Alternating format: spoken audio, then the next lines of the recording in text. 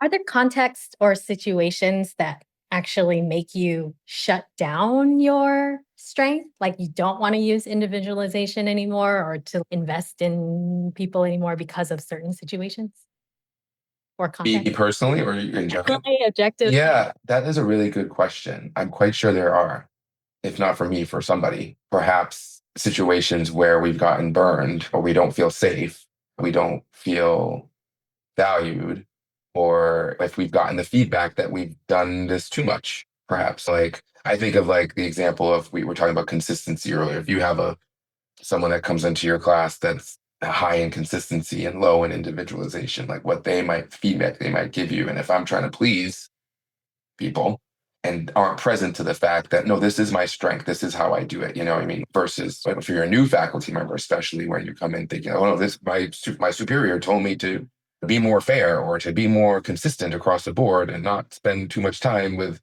We do get that feedback, a lot of us, that we spend too much time with students or we spend too much time on students or on teaching even. Oh, hey, just teach less and do research more is a common thing I think faculty have heard over the years. And I bet you female faculty, people of color, hear it even more because they're wanting us to use or do the things that are making them money. I think it's part of capitalism, it's part of productivity and all of that. And if we can start to prove that these relationship building strengths are leading to some of the things that they value, which I do think they do, but just not maybe a direct line.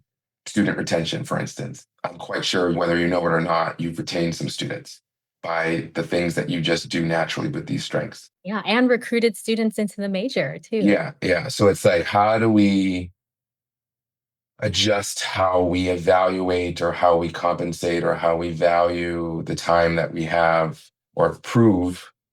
I hate that we have to prove it somehow, but that is part of the part of the challenge. I think part of what this work overall can like point to is like I want people in higher positions to hear stories of different strengths operating differently in different individuals and how wow I never thought of that or I never thought that, especially when it's something different than who they are, whether there's different identities or different strengths.